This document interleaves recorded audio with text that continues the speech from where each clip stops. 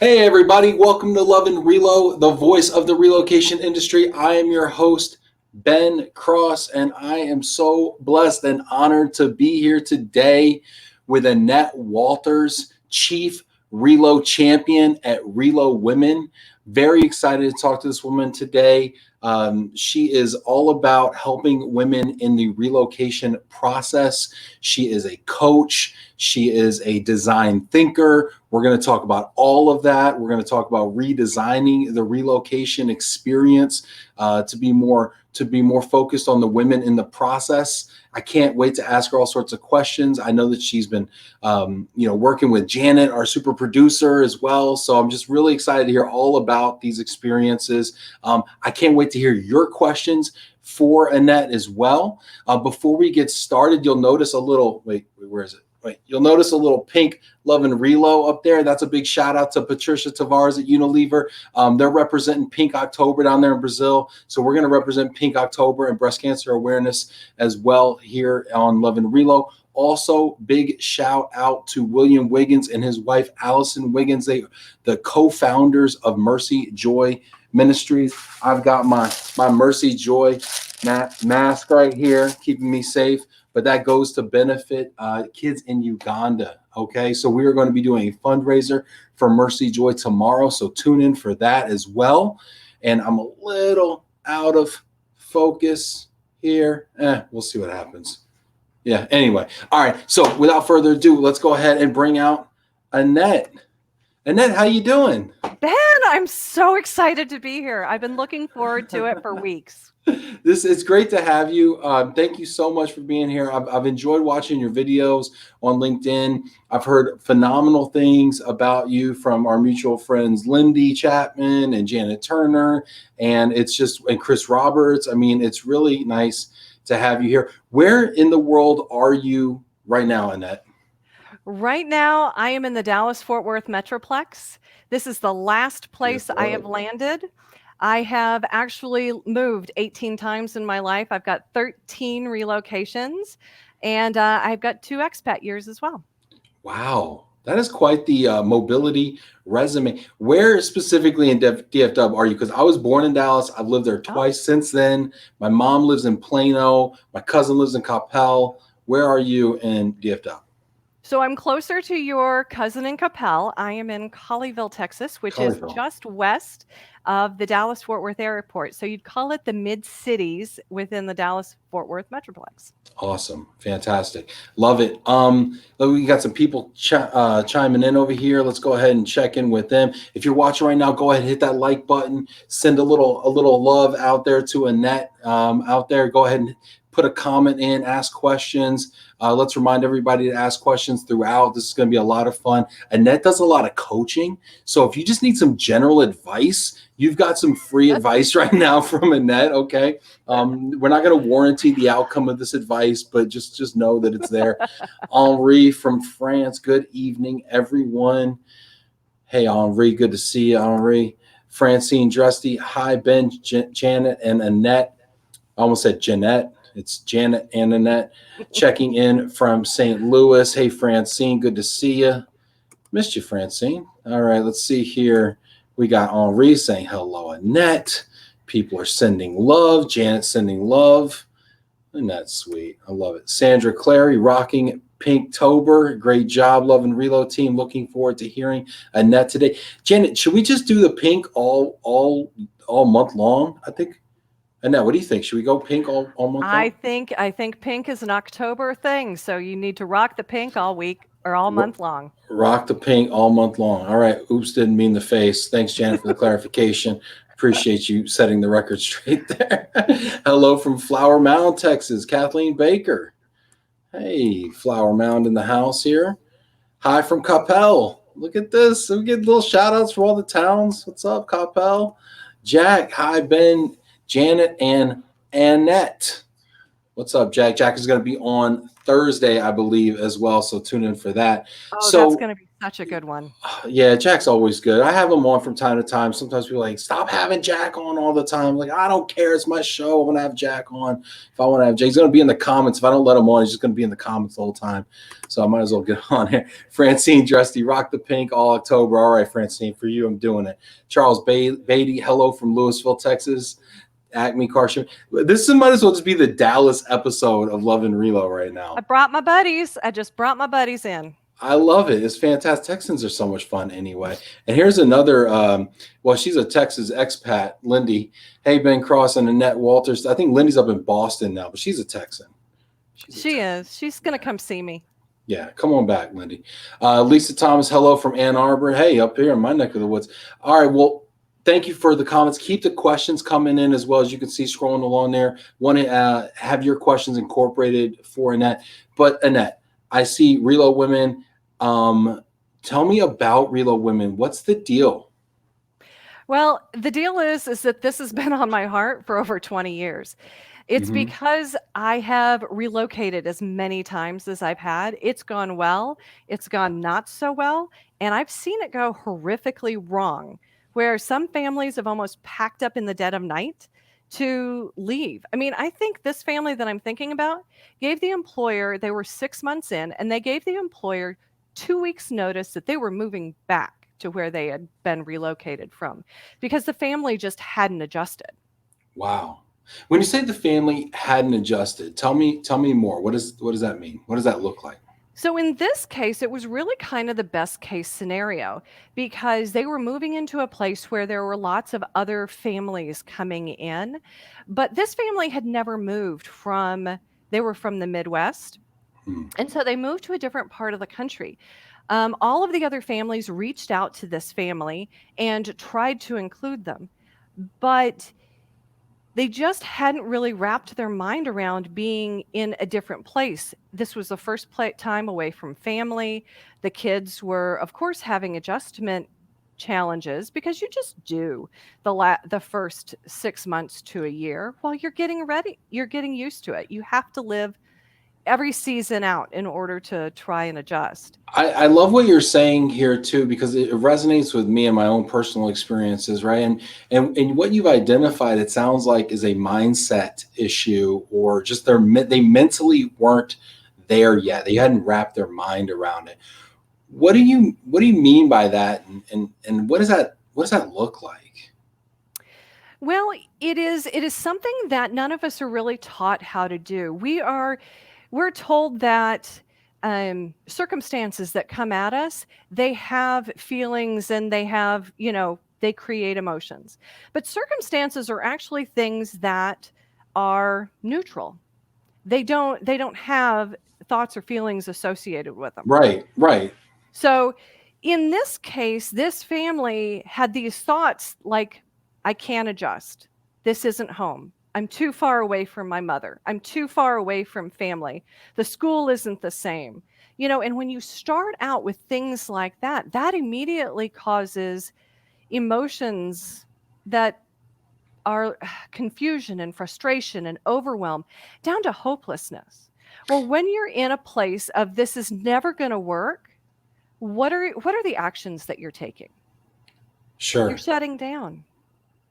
Yeah, that's true. I mean, I think of it so much. I mean, without talking about I'm not going to talk about the pandemic as I say that. But I mean, it is. It all applies. But it's just a macro, right, of the same type of thing where when we encounter these stressors and we encounter this uncertainty, our natural instinct is to kind of go in our shell, right? The ostrich in the sand, right? And to become kind of, withdrawn. And it's almost like I can almost tell, same thing with people in my office, right? I can tell just walking around, the people that avoid eye contact, the people that don't, get into conversations, willingly. Those are the people that aren't really confident in what they're in their job, frankly. Whereas the people that are walking around and they're having a good time, and they're engaging, and they're vocal. Those are the people that, in my opinion, more often than not, tend to be the ones that are flourishing in their role. And I think what you're saying is so interesting as you say this about people just flourishing in their life. And then, of course, I see the same parallels at work, but it's just human. It's human behavior, isn't it? Mm-hmm. It is all human behavior. And over the last year, I've gotten certified through a life coach school. I mean, this was a huge program to become a certified life coach. And through this, what I found was the answer to, I think we've all heard that saying, the greatest power you have, something like that, is your ability to respond to a circumstance or something that's happened, as opposed to just reacting. And for years I thought, well, that's a great idea, but how do you do that practically? And through this process, I learned how to separate those things into facts and thoughts. And then it goes down through how you feel about it and then the actions you take. So let me give you an example. Yeah, let's do an example, because this is, let's I do like an practical. example. Okay, let's do Okay, it. I'm going to ask you a question. So Yes, I I'm going love to it. tell Nobody you a ever asks me statement. questions. I love it. All right. I'm going to take over this interview if you let I me. can't wait. Okay. Please. So I'm going to tell you a statement. I'm going to make a statement. And what I want you to tell me is this a circumstance or is this a thought? So Okay. here we go. 9/11 was the worst day in a recent American history. That's a thought or opinion. Okay. I Why? think because it's the way we're choosing to see what happened, Which is which is that it was the worst day ever. correct. But I mean, I Mhm. hope I didn't answer that You got incorrectly. Because you're so smart. You Yeah. just pick up on things quickly. So Well, I mean, it was a really terrible day. I mean, I happen to share that opinion. So when you happen to share that opinion, it seems almost it's fact-like, right? So, it but yeah. does. Mm-hmm. But what's the fact out of that? What's the fact out of that statement?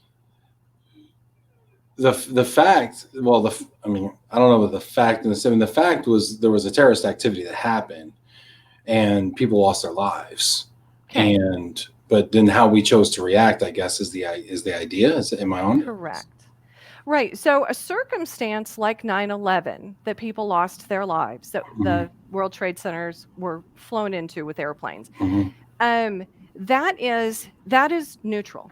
All circumstances are neutral until we have a thought about them. And now somebody here is going to go, but wait, that was a horrific thing that happened. Right.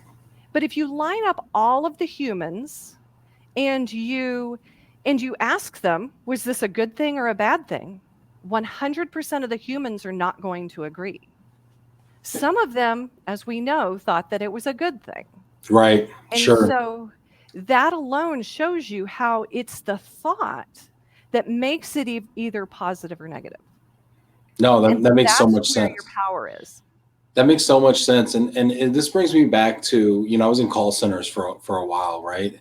And we went through brand enhancement training. We went through this module called Choose Your Attitude, right? And it's like, so things are happening to you.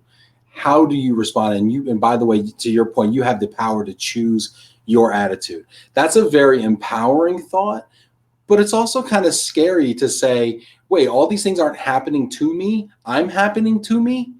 Like, wait, I'm the problem? I thought all these other things that happened to me were the problem. Wait, I'm the problem then, I guess. Mm-hmm. What is it? That's a revelatory situation. How scary. And you know what? That is a really good question to ask, because that's where this is all based. Basically, all of us have between 50 or 60,000 thoughts a day. How many do you actually choose to have that you actually take control of or even observe? 2 or 3 dozen? Maybe. Right. Where we're choosing to think about something. And before our phone buzzes and we wait, what's going on? Exactly. Squirrel, yeah. Squirrel text. And Yeah. so, it's what your brain is doing is that it's doing normal things. What I want to assure you is that even though, we go back and we think about things that I wish I hadn't thought about that, or that's wrong, our brain is really trying to protect us. This is the primal version of our brain that has evolved over time. And so it's looking for those saber-toothed tigers. Typically today, it's those feelings that we don't want to confront, whether it comes in the form of a person we have to have a conversation with, or, it's been a tough day and I'm just going to have 2 more Twinkies, whatever it 2 more is. martinis. 2 more martinis. Bring it on. Appletini, with a let's side go. with a side of Twinkies. Exactly. Bring on the sugar. Sounds like my lunch. A 2 martini Twinkie lunch is my deal. No, but so okay. So this is interesting. I think we can all relate. And as I'm seeing the comments come in, and I'm gonna honor some of these comments here, and we're just gonna show a few and check in with people. But I want to also bring this forward now through your coaching and say, okay, how does this now apply to relocation? So Janaína is checking in here from Brazil. Hello, Annette and Ben. What's up, Janaína? Good to see you. Henri, Ben, you're blurring. Hang in there, buddy. I'm trying. Henry, I'm trying. I'm hitting those martinis a little hard, man. Lindy takes at least 6 months to adjust. I found that. At least. I found it around the 9 to 12 month mark is when my my spouse started to kind of adjust to it. Marco, hello from Chicago. What's up, Marco? Good to see you. Victoria McCullough checking in from the DFW. Hi, Ben, Janet, and Annette.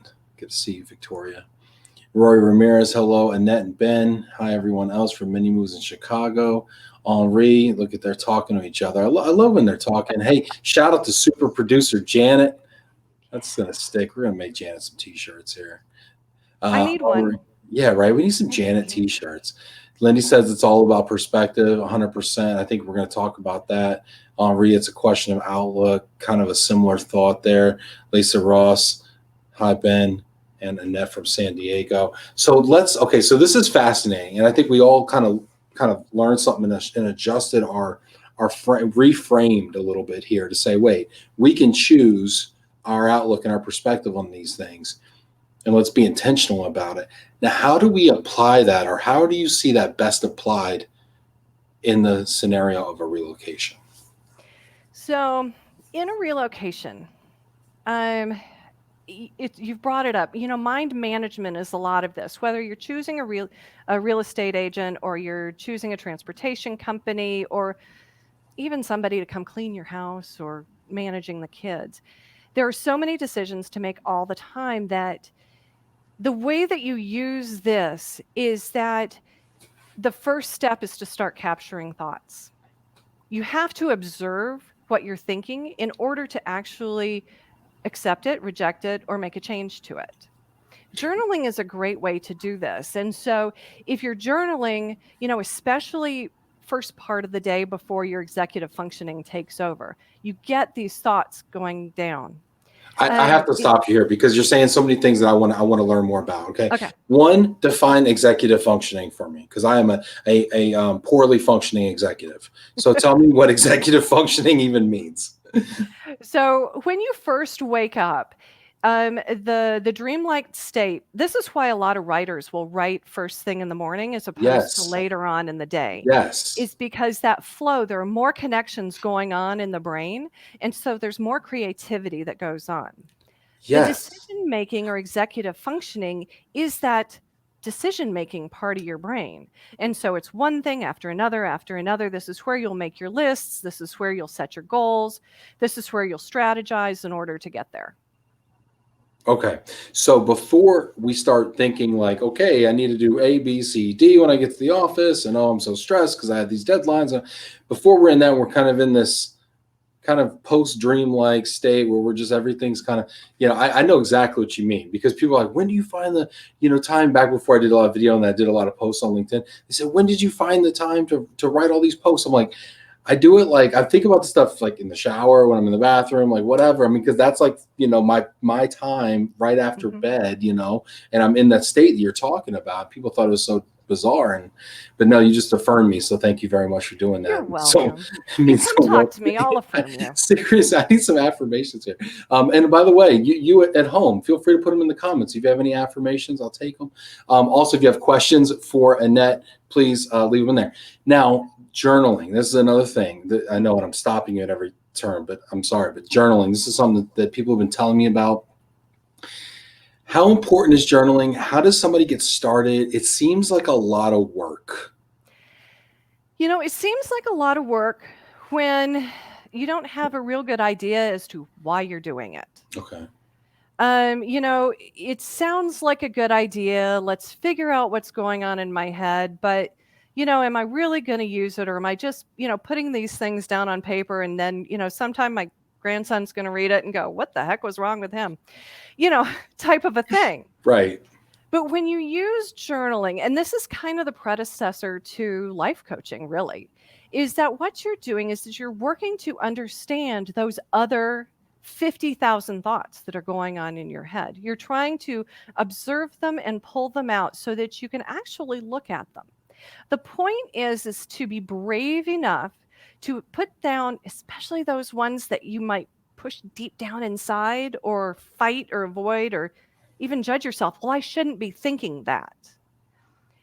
You need to be able to pull it out, because once you put it on paper in front of you, you become the watcher. You gain power over it so you can decide, does this serve me or does this not serve me?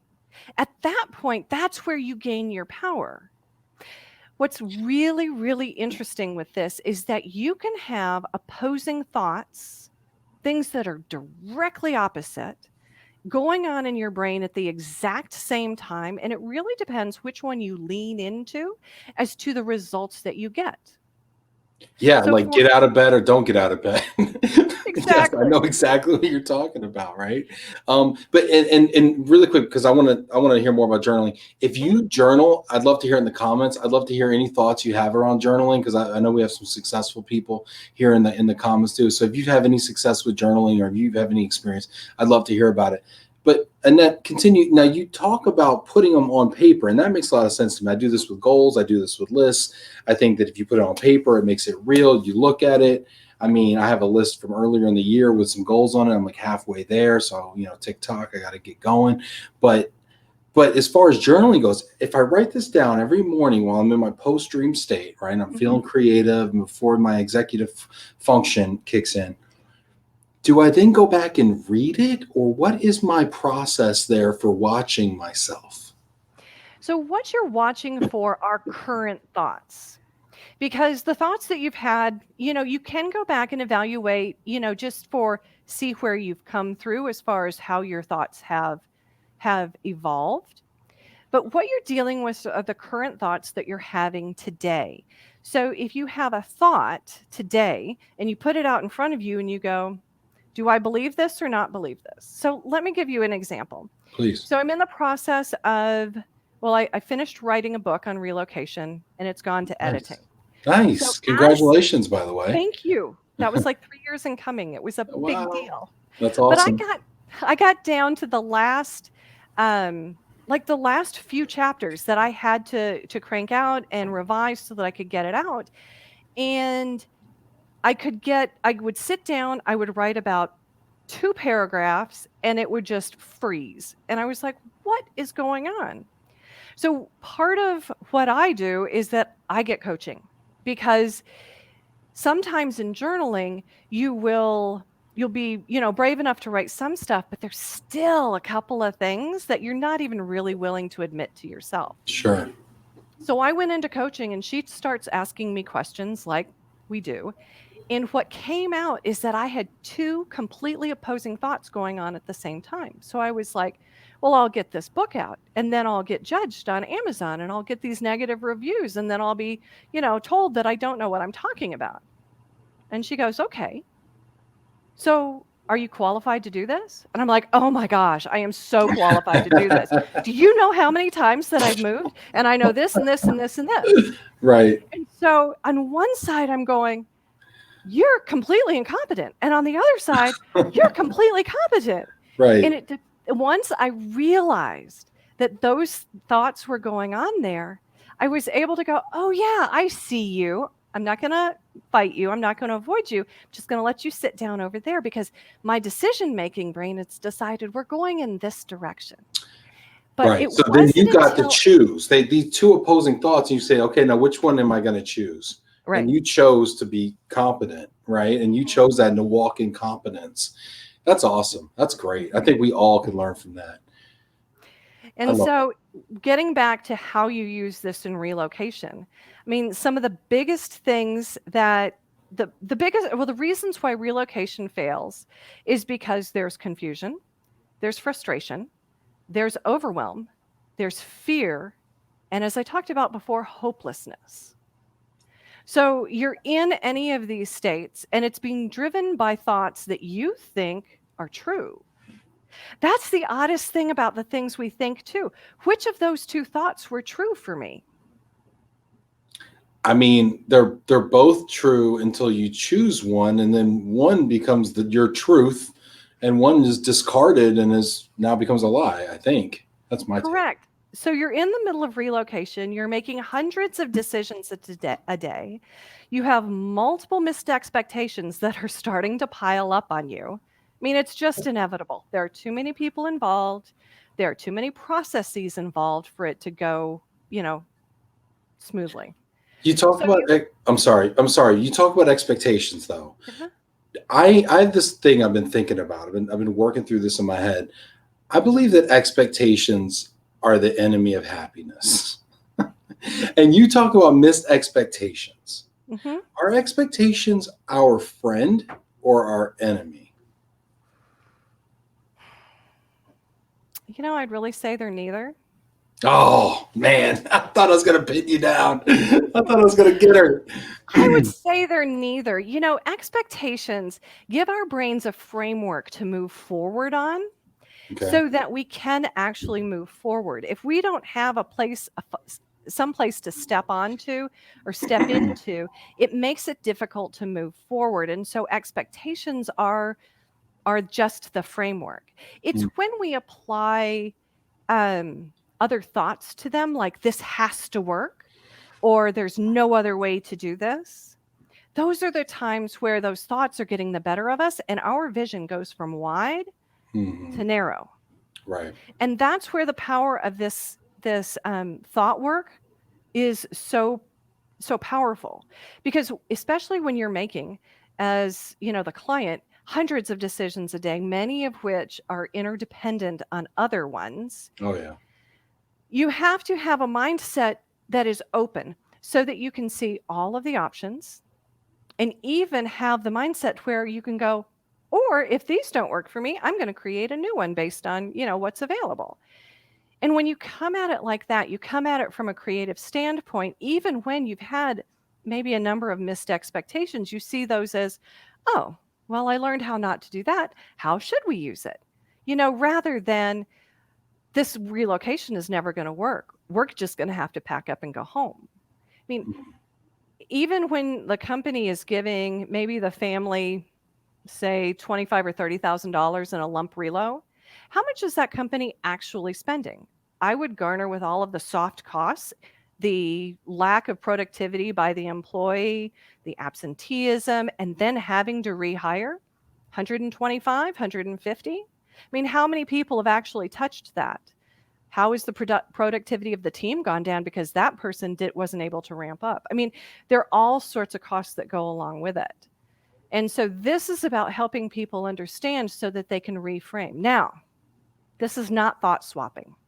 So if you try to thought swap for sunshines and unicorns, it's not going to work. Define thought swapping, because I'm not familiar with thought swapping. Okay. What is that? So, we've heard of people like Norman Vincent Peale. I love his work. I mean, it's power of positive thinking type of a thing.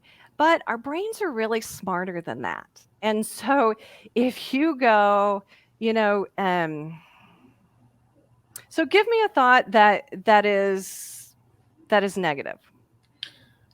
That I'm not happy. I'm not happy today because the weather is bad. The weather's terrible outside, and I'm not happy about it. It's raining. Okay. So you're not happy with the weather because it's raining, and you're gonna say, "But I'm gonna see sunshine anyway." Even though it's raining on my face when I walk outside the building. Right. Your brain is gonna double down on you. Yeah. Every Now time this happens, it's going to be like, wait, no, wait. It's still raining. It's going to double down on you. And it doesn't matter what you're trying to thought swap for. it's going to say, well, that's stupid. And then it's going to start to judge you, which means you have a whole pile of new stuff you got to get through before you actually get down to what you Sure. want to shift. Sure. So Mhm. instead of thought swapping, then you're arguing for what methodology exactly? Well, it's almost like step thoughts.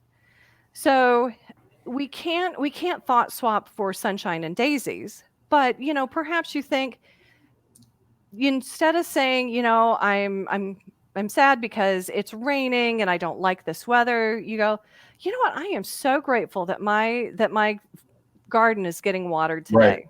Right. That I don't have to run my sprinkler system today. Right. Though, are you still running a sprinkler system in Detroit? Or you blown Yes, it but I out? went down from it every day to every 5 days now. I still have some grass that's trying to take seed in the front yard. I have a terrible yard. I mean, it's a great yard, but one of those neighborhoods where your yard has to be really nice. And anyway, it's a long story, and we don't got that kind of time, Annette. Of course, I'm talking to I'd really Texas. like to talk about the weather with you, because that's Yeah. one of my favorite hobbies. So another time. But I do want to. Okay, so now we've talked about being intentional with our thinking, and we've talked about step thinking, and we've kind of talked about some different strategies we can take. Right? How does this? How would you advise us to now integrate this into the relocation process? Especially from a partner standpoint. Exactly, as a service provider standpoint, or Right. person managing mobility or whatever. Yeah. Because this can be kind of like, oh, that's all those soft things. Why do I have to pay attention to these things? Aren't they going to manage their minds? Right. What I really want to communicate to all of the Relo partners out there is to use this and these types of strategies to understand your clients. You've got, especially if you've got a married couple that you are working with, the employee is moving into a world where it's known. You plug into a team, you plug into a schedule, you're going to be learning these things. It may be new, but there's structure. Sure. And then you've got another partner who is responsible for picking up whole lives from the roots and hopefully finding fertile ground to plant them again. They do not have structure. They have to make everything up as you go. Think about it as you're going to build a house, and somebody has presented you with a gorgeous set of blueprints. Mm-hmm. But you need to find the land. You're in a brand new place, so you don't know who all of the good contractors are. You have no idea where to source any of these things. And you have to have this done in 30 days. Mm-hmm. And so there's a whole lot of stress that goes on, which creates doubt. There is natural confusion because most of the information is so new that it doesn't go together. So for the partners, what I want you to understand is that this is going on. So when you're dealing with one partner and then the other one comes in frazzled, that to give them grace and listen. Because the fact that, maybe your piece has gone a little cattywampus, if you get an extreme response from this other spouse that seems totally overblown, it's not just you. It's because they've got all of these missed expectations. And if you know ahead of time that potentially, they're going to react like this, it doesn't actually mean much about you or your service. It means that they need to have somebody to care and listen. You're not going to be able to solve everything, and that's okay. But sometimes people just need to be heard. Yeah. Because like with most people, you don't know what goes on within their four walls. No, you don't. And it's so interesting with this empathy thing, right? Because we got some great comments coming in here that I want to check in with, and we got a couple questions. If you got questions for Annette, please leave them in the comments, and I want to get to all of them. But I had this situation where I was dealing with an RMC, and I think they're being empathetic to the transferee, right? And then they take all the transferee's emotions, they take it on themselves. And then what do? They turn around and then they dump it on me, right? And then I'm being empathetic, Okay. And I'm trying to understand, Mhm. and, but you know what I don't get in that chain is the empathy doesn't go the other way. It only goes one way. The transferee told me you're terrible. You're terrible. And I say, okay, gosh, wow, it sounds like she's really having a tough time with this. Let me see what I can do to remediate the situation.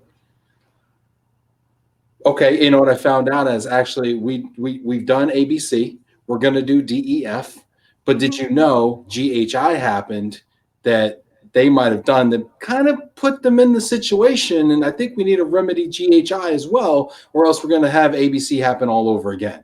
Mhm. But there's no listening going the other way. Mhm. And so like this one way empathy to me as a supplier Mhm. is extremely frustrating, and it is counterproductive to achieving the amazing experience that we all want to provide. Mhm. And so I wonder, and this is where I need some coaching, so thank goodness I got a professional here.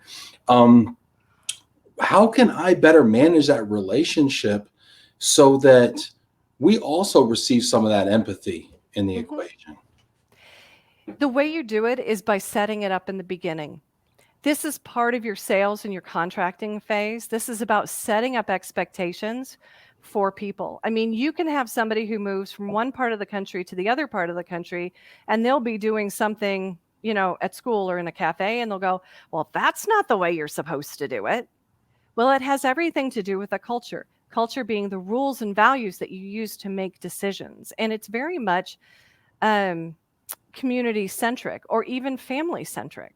And so by taking time as a supplier ahead of time to understand some of the aspects of this relocation that may or may not have a direct impact on you helps you to understand and establish that two-way empathy up front.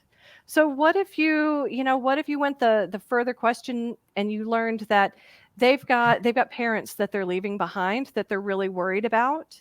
And the thing that got lost was grandma's china.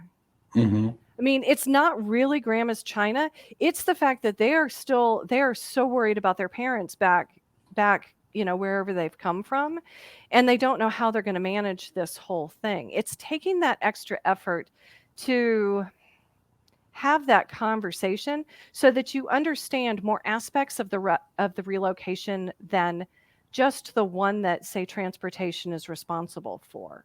Hmm. Um, and that's really where I come in because everybody in relocation has their silo and they're good at it. But the relocation industry is just disconnected enough that they don't realize the impact that they all have on each other, leaving chasms, gaps for these clients to overcome, to find. And sometimes they don't find it until there's a huge problem and then overcome. They don't even know how to overcome these Right. things. Did I choose the right community? Is the school actually going to be right for my kids? And how am I going to, manage an angry teenager? Perhaps, part of that GHI issue is the angry teenager who won't stop crying or yelling, Yeah. that is causing It's that parent to not act like they would under normal circumstances. right. No, that makes complete sense as a parent myself. We got some great questions and comments coming in here. Let's see here. Lindy saying 6 months pre-COVID was probably the adjustment a period. No idea about post-COVID. I have an idea. We'll be doing a relocation number 9 before I adjust to Boston. Hmm. That's funny, Lindy. Yeah, gosh. Lindy Chapman, you beat me to it. Yeah. Um, let's see here. Lynn Greenberg, go Annette Walters. Hey, Lynn. Hey, Lynn. Good to see you. Jamie Massler checking in from very sunny Mississippi. It's good to see you there, Jamie. Janet has a good question here. So Janet asks, who is Annette's target client and does it vary? My target client is women. One of the reasons why we have shifted the name, if any of you have been following me, it's been Relo Moms for quite a while, and we are shifting to ReloWomen. And the reason is because as women, whether we are the trailing spouse or accompanying talent, as I've heard on the show Yeah, recently, yeah, accompanying is talent. which are 70 to 72% of the women who are relocating, or the relocated employee spouse, we are still the ones who take it upon ourselves to pick up those whole lives by the roots and replant them. Even though we are going back into the workforce at that point, this is just our interest. And so I've shifted it from Relo moms to ReloWomen, because sometimes we're moms and sometimes we're empty nesters and sometimes we are relocated women. And the issues are very much the same. So Janet goes on to say, it seems like Annette's target client is women only. It started as Relo moms. Does Annette ever see herself or her business coaching trailing spouses of different genders? Potentially. Right now, because we are so new, that is where we're starting. Ultimately, my vision is to transform relocation and the relocation experience. That is the whole family. And so we shall see how it evolves as it goes along. So, okay, so along those lines, I got to ask, Mhm. if you were to transform the relocation experience in one way, pick a way, right? You get the magic wand out, right? If you were to transform the relocation experience in one way, how would you change it? The way I would change it is that I would make sure that all clients understand the whole process from decision to connecting. The way that relocation is traditionally done is that it goes through until the boxes are unpacked or at least delivered, and that's considered a successful relocation. Relocation, in my opinion, is not complete until you are connected to your community and you have established just some sense of home. This means that you have set up an emergency support system for your family. You know how everything in the community works. You're plugged in one way or the other. You're working, you're in charity, you're volunteering at your kids' schools. You have friends. You have built yourself a community to live the life that you want to live. Mm-hmm. The biggest tragedy that I see in relocation, beyond it just failing, is waiting around for your life to begin. Just waiting for this season to end so that you can go back to living. And that's such a Wow. waste of life. I think one thing that you said there that's really interesting is, so we get these customer satisfaction surveys, right? At the end, right? And they're triggered when the relocation is finalized. And typically that means, from an RMC perspective, when all services are rendered, right? When the Mhm. home is closed on and the household goods are delivered and all the services are rendered, the file is closed and they get a survey, and then we see how we did, right? But to your point, it would be interesting if, if there truly was a 6 month adjustment period or a 9 month or a 12 month, whatever that time is, that you could determine that family is truly rooted, and that the odds of a failed assignment go down dramatically, whatever that time is. And I'd love to hear if anybody has a time, if anybody has thoughts on what that time frame is, throw it in the comments. Where the odds of a failure kind of just drop off, and you say, okay, these people are probably good to go. If you kept that file open until that 12 month mark or whatever it is, and you had that sort of that check-in period, or that, I don't know what those services look like. I mean, they're probably your services. They might be a combination of your services, maybe of Lynn Greenberg's services, things like that, a suite of services that are available. And it might even be more passive than, where they can self-serve, right? A lot of this stuff, you don't necessarily need a relocation counselor call in every couple of weeks, right? But they can self-serve. And then to leave those services open, what type of services, how would that look? I'd love for you to maybe riff on that for just a moment. How would that look to Yeah. you? Well, from my research, what I have found is that most relocations that don't have a real plan or assistance associated with them do not really get resolved for 2 to 3 years. That's a long time. Interesting. I was just talking to another woman who moved here a couple of years ago. She was like, "Oh, I wish I would have found you because it took me 2 years." She had moved from San Antonio to Dallas. She was within the same state, but when you have to reset your life, everything changes. And so those are the gaps that I'm working to fill. Some people are really good at getting out there and it's a do it yourself thing. One of my primary services is that a lot of my research and what I'm teaching is free. It is on the Facebook Lives on Monday, it's on the blogs on Tuesday, it's on the podcast on Thursday. That blog is typically 12 to 1800 words. I don't know why I can't write more, Wow. but it's all Wow. in there. And so, if you're somebody who can do it yourself, get out there, use the tools and make it happen. I also have a 6-week crash course, which is going to come online in the next 2 months. And that's designed over 6 weeks to give you an intensive training on what you're going to go through, ways to set expectations, how to make those hundreds of decisions really aligned with who you are. Because if you don't make them aligned to who you are, you get to remake them.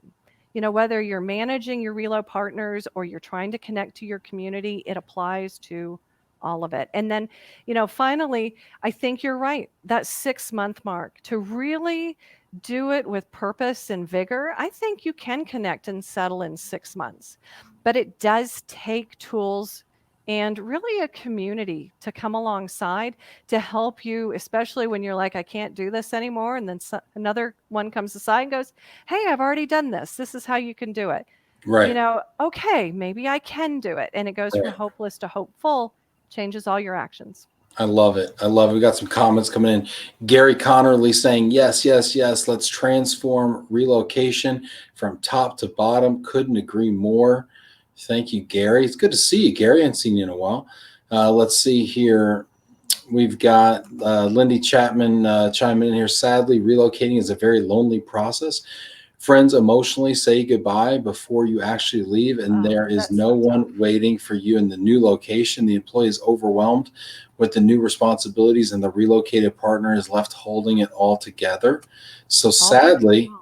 I imagine relocation providers often do bear the brunt of that frustration. But this is when a partner like Annette can be such a benefit to be the voice of reason and beacon of hope from beginning to end. Well, you paint a picture that I think Thank you, resonates with a Wendy. lot of us. Yeah, Oh, thank you. that's awesome. So I do have a question because we asked about your client. Who's your client? And obviously your user is definitely women who have been relocated, whether they're a spouse or single or a mom or not. But who is your client? Who pays the bill? What's the model here from a business standpoint? Is this the corporation paying for your services? Is this the employee paying for it? Is this the RMC? How do you typically work? It really goes all three ways. Because this is a product that handles the things that traditionally the relocation industry hasn't touched, it really does start with the clients themselves. And they find me through Facebook, LinkedIn, word of mouth, things like that, different HR organizations. Um, for RMCs and for corporations, because it is new, it is a matter of education. And so I find that more of it is private pay right now rather than corporate pay. But once I get in discussions with corporations and RMCs about this basically being an insurance policy. I mean, Hmm. if you've spent $125 or $150,000, with all of your soft costs to get this person here, why wouldn't you go the extra step to make sure the trailing family, which is the number 2 reason why a relocation fails? The number 1 is that the employer's need has changed, but the number 2 is because the family doesn't adjust. Yeah, Why wouldn't you want to then um, put yeah, some effort and some insurance around that and give them the tools that we have never learned to be able to manage this relocation and restart up life? What's the hardest part of that education process for you, though? We got people watching. I mean, Gary's from the RMC. We've got, people from corporations. You got Jack on it. You got people. So these are the kinds of people that would be making these decisions to corporately provide this type of service. What is the biggest objection or pushback or knowledge gap that you face? Well, I mean, the biggest pushback is the one that we all get, which is there's that downward pressure on cost of relocation services every day. Mm-hmm. But I think that is because they don't understand the return on investment. One of the things that doesn't happen in relocation for 70, I think the statistic is like 78% of companies, they don't keep tabs on this. They don't do a ROI on all of this investment that they've put into it. Right. And so the knowledge gap is that, as companies and employers, the assumption is that, these people were living a life before, they'll just keep on living their life where they're going. The Yeah. challenge is that life evolves organically. We bring things in and we let people go and we choose new activities and we change our Right. ideas about things. But it Right. happens over time. And when Right. you're expecting somebody to do that in 30 to 60 days or even 6 months, nobody's trained to do it. Relocation is an inorganic event. If life happens organically and relationships happen organically and families happen organically, relocation is an inorganic, unnatural break, and start, in the person's life. And so, so the trauma that comes from that, I mean, is understandable for sure. Let's see, we got some people checking in here. This is fun. I love when people check in. They're like friends. What's up, Jeff? How's it going? Jeff's my sister-in-law's boyfriend. What's going on, Jeff? Good to see you, buddy. Also a brilliant email marketer, by the way. If somebody needs a brilliant email marketer, I think we all. Everybody does. I know. I'm thinking the same thing. Lindy says, but I think it is a matter of providing clients knowledge of the resources and RMC. Yeah, I think and I hope that we're doing that here. Henri says, I like Annette's very refined approach to Relo. She's obviously put tons of experience and reflections into this. Janet asks, yeah, he's nice. He gets into the Bordeaux at night and he just gets really kind. I love a good Bordeaux. Right. I'm still waiting, Henri. Where's my Bordeaux? Janet says, who is Annette's dream connection? This is the second time I hand you the magic wand, Annette. Who is the your magic wand? My dream connection is someone who can help come alongside me to help transform relocation, to take care of all of these gaps. I'm grieved when I hear about these failed relocations. I love relocation. I should have probably been a gypsy. I love all the new people, and there's such opportunity in everything that you get to do. And the fact that you miss out on this when a relocation fails, it's coming alongside somebody who can help me tell this story and help people understand how it can be better, how to really take advantage. I mean, those knowledge transfers across countries for employers, what a failure if that doesn't happen. It's so much opportunity, and that's what I get so excited about. Yeah, no, that's great. I mean, your excitement is it's evident. It's really cool. It's inspiring. Lindy says so much money could be saved in real estate fees that would easily pay for the emotional and social support Annette offers, or a service like Pivot Enterprise. Absolutely. Yeah, let's see here. Can what you do? Lindy name drops Pivot there, but can what you do? Can what you do be digitized, or is it really about the coach? It really is about the coach.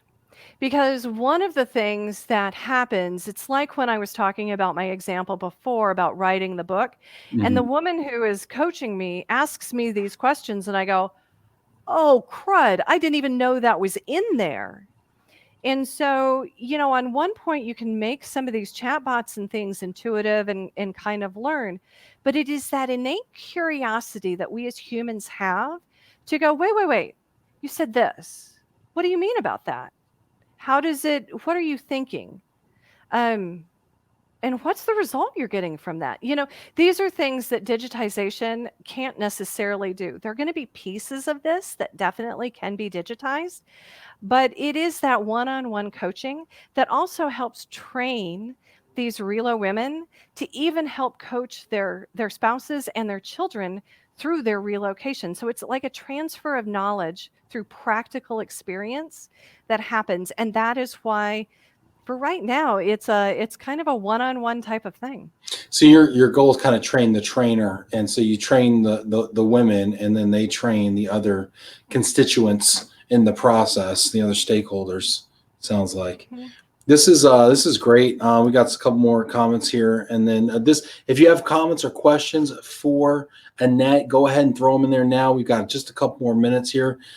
Janet says, oh, and by the way, if you haven't already done it, hit that like button, throw a heart out there to Annette, let her know you're out there. Maybe hit that green applause if you're really feeling it, or maybe the I don't know about that, Annette. Yeah, faith. question me, challenge me on this. You go right ahead. Like journaling in the bathroom. I don't know, Annette. You know what? You don't have to write it down. You can just hire a coach. There you go. Janet says, thinking perhaps if you developed a landing page to be included on service provider websites could be a great idea. Oh, that is a great idea. Thank you, Janet. Yeah, whoever wants a landing page, you just let me know. I'll get it developed for you. There you go. Lindy's saying when a company wouldn't pay, it'd be simply helpful for them to be aware of all the great resources created by relocation clients to help other relocation clients. Reese says, you're right, Annette, life is anything but static. He says, hail to the far reachers, the connection builders, and the Bridgem acres. Henri.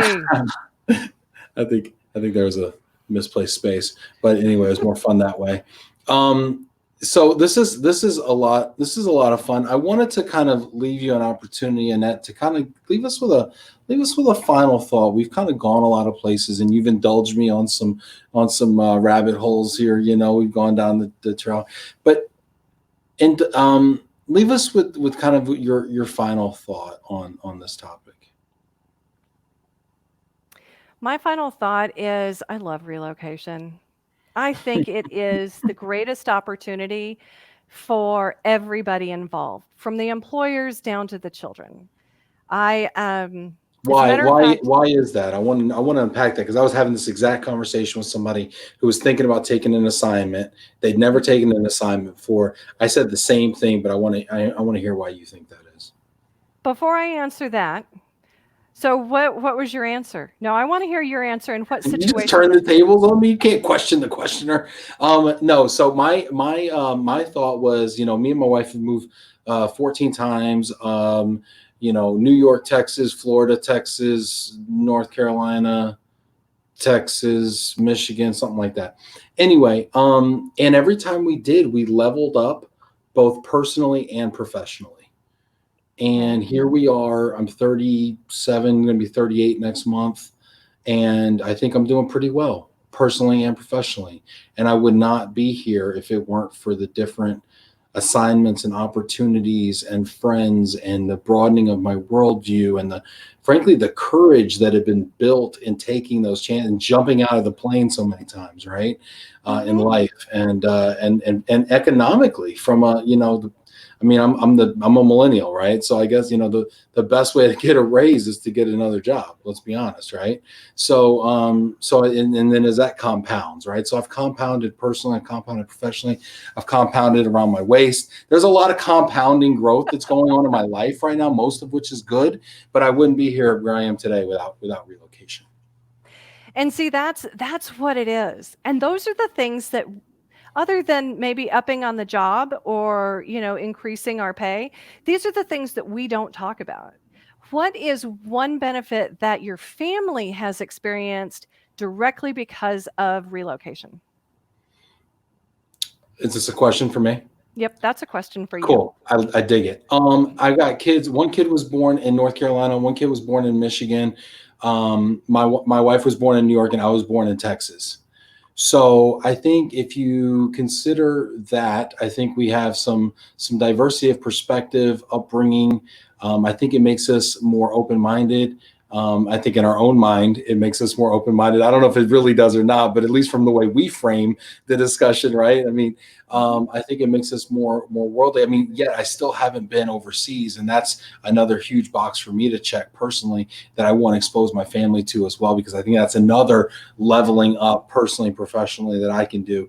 But I think it makes us more open-minded, and my kids are so much more interesting than other kids. I'm sorry, they just are. Like, my son has so much, confidence and swagger, and he gets that from his New York relatives, but he's also so kind and smart, and I think he gets that from his Texas relatives, So I think I just think it's the best of both worlds, Mm-hmm.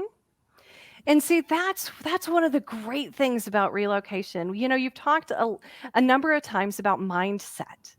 And see, opening up your mind, having a bigger world view that is all about the way that we think and really being able to enhance that. Because the more that we're exposed to, the more options that we have, the wider our opportunities are. And that is where relocation comes in is a huge benefit. And see, that is where I would start with are the family benefits when you talk to your friends. My biggest benefit with relocation has to do with my sister and I. My sister and I are very close. I swear we come from like a beaver cleaver type family. My folks live within walking distance now. My parents live with it, or my sister does, and we enjoy each other's company. It's not that we are all really similar, but we learned through the half of the relocations that I had through childhood that in especially those first 2 or 3 months of relocating, all you have is each other. And these people understand the exact path that you're walking because they're walking it as well. And when you're having a bad day, they have compassion of real understanding, and it goes the other direction as well. And so even now, my sister and I are in our 50s. We have this connection that will not be broken, regardless of anything that goes on. And I directly relate this to growing up as a relocation kid. Yeah. And what a fabulous, thing that happened for my family in this belief set and commitment and connection that I get to have for the rest of my life because of this.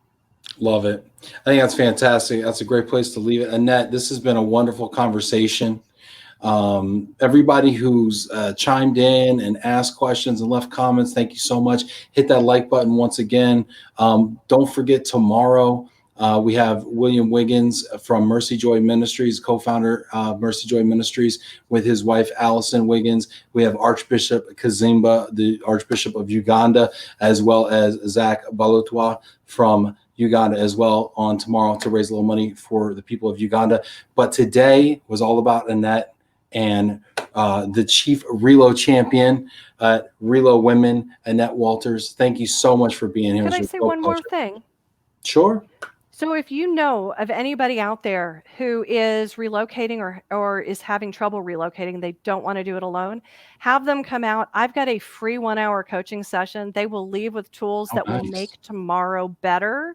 And it's on me.